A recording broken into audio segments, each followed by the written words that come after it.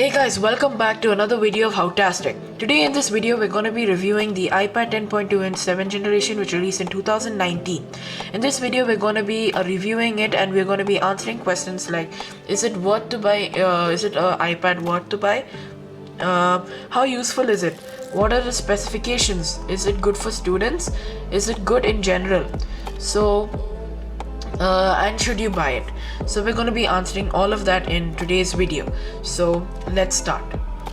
So right now we're going to be reviewing basic media usage, such as is it good for watching Netflix, streaming video on Netflix?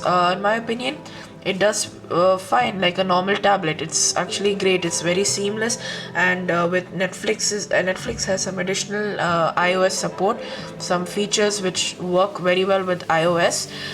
That's also there.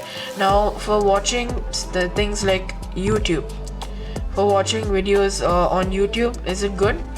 Honestly, I think it's probably one of the best out there. It's simple to use, and if you want to watch video on YouTube, consume content there, definitely a great choice. Now we're going to be going into games. So is it good for gaming? Gaming, I would honestly, most of the games run very smoothly on this iPad. Not as smooth as probably the Pro or the iPad Air, but it is honestly it is pretty smooth, and I will show you in the games of Soul Knight, which is a little power intensive game, but if you don't have a good device, this game does not run as great. There is lag on this game. This game is a dungeon grinder, and it's really fun to play, but it does consume a lot of battery over time. But that's not a problem, because this iPad has about 32.4 gigahertz, if I'm not mistaken, of what's it called, 32.4 watt hours of battery life, which is pretty impressive, and it can last you probably a good 5 or 6 hours used continuously for playing games, and or probably 3 or 4 hours also. It would also probably last, I think, 10 hours. It advertises on the site for things like what's it called, if you're planning to use it to browse the internet or watch video, consume content media over there. It does a fine job. As you can see, the gameplay is very smooth, and I do not feel any heat coming up, which if you use an Android device like a phone, it heats very quickly. So that is also there. So apart from games, does it support Apple Pencil? Well, definitely. So if you want to know more about the Apple Pencil, we have a video. It should be right about here on this top right corner. You should definitely watch that as well if you're interested in the Apple Pencil. So one of my favorite apps to draw is paper. It was recommended by someone I know, and I've been using it ever since to do doodling. It's really fun. Like if I'm gonna write iPad, and it's really nice. It has all these cool features. You can use fountain pens, many colors. You have a lot of palettes, and Apple Pencil works fine there. But one of the downsides of this iPad is I wouldn't really call it a downside. It's just like it's a feature that's not there, is that it does not have if you slow down this video, and as you see as I'm going, if you slow down this video, you'll be able to see the lag. As you can see, there's a lag between the stroke of my pencil tip and the stroke that follows it. So if you're able to see that, if you're not able to, you should definitely slow down the video and see that. That's because this iPad does not have ProMotion. And it supports 60 frames. But if you were to use this for the iPad 2017 or the other iPad Pros, it would work very fluidly, and it would work, like it would be really fluid and seamless. It'll be a very seamless experience. So that's that. Otherwise, if you're planning to doodle or not take some serious drawing, but even if you're doing like a semi-serious drawing, like this can get the job done. Like I have used it a lot for taking notes, etc. It's great. Yeah, so that's there.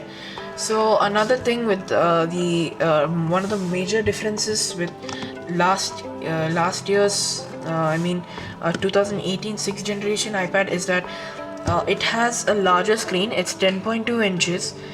It has 1 gigabyte of extra RAM. If you check the Geekbench scores, which I don't have, but it's available online. If you search screenshots for Geekbench scores of this iPad, it has 1 GB extra RAM, which is useful because with this new update of the iOS 13, multitasking is just amazing. It's one of the things I use a lot on this iPad, and I just simply love it. So let me just go to one of our videos here. Okay, we have a video playing here, so I can just simply I'm sorry if you guys can't see, there's a lot of glare. If you can see the notes app, hopefully, I hope you guys can see the notes app. I'm gonna take my pencil, just 1 second. I have my pencil here. You hold the notes app, lift it up here and leave it. So as soon as you do that, you have the notes app on the side, which is pretty cool. Now if you want the notes app to be even bigger, you can't use these gestures with the thing, so you hold them down and leave it like this, and now you can adjust which side. If you want YouTube to be larger or YouTube to be smaller, you could also do that. So I'm going to be playing this video, and as you can see, I can immediately take notes along with the video. So for example, 400 grams pasta, then some other ingredients, cheese, then yeah, so that's also possible. It's really nice for people who like to do things like these, multitasking. This iPad is great for that. I enjoy that. Like you could also take notes, like if you have a textbook. Right now I don't have it on this iPad, I have it on my other, which is the iPad Air. If you want, I could do a comparison on both of these iPads, that in the future if you'd like. So that is there. So like you can have your textbook open and you can highlight some notes, otherwise, or you can just write down some important key pointers in your notepad, which is great. And for apps for note taking and more on the Apple Pencil, please watch my other video which would have been shown around this corner, the postcard. You should definitely watch that. I think it's a great video. It talks about in detail about the Apple Pencil, some of the great apps along with it. Definitely check that out. Anyways, so far that's this iPad also has, let me talk about the specs. It has 3 gigabytes of RAM. It has an M10 coprocessor along with the A10 processor from the in 2016's iPhone 7, which is great. It does well for gaming. If you're planning to play COD Mobile, Fortnite or PUBG, you can run PUBG on high graphics, I know for a fact, and high graphics and medium graphics. Fortnite I'm not too sure, but yeah, so for students, honestly, in my opinion, this is a must-have iPad. You're missing out if you don't have it. It's super useful, and I can only tell from experience. So if you're talking about the average audience, like probably if you're not trying to go too intensive into work, which you can go use it for work, but don't expect it to be that amazing, but it gets the job done. It's a budget iPad after all. So that's about it about this iPad. It has front camera which is 1.2 megapixel, and the other camera over here is 8 megapixels, which is good for taking pictures in general. It has touch ID, all the basic stuff that you have on your iPad, iOS 13, the new software, dark mode, everything, simplicity. So this is my review. I hope you enjoyed it. If you have any suggestions, please leave them in the comments, and I'll see you later. Bye.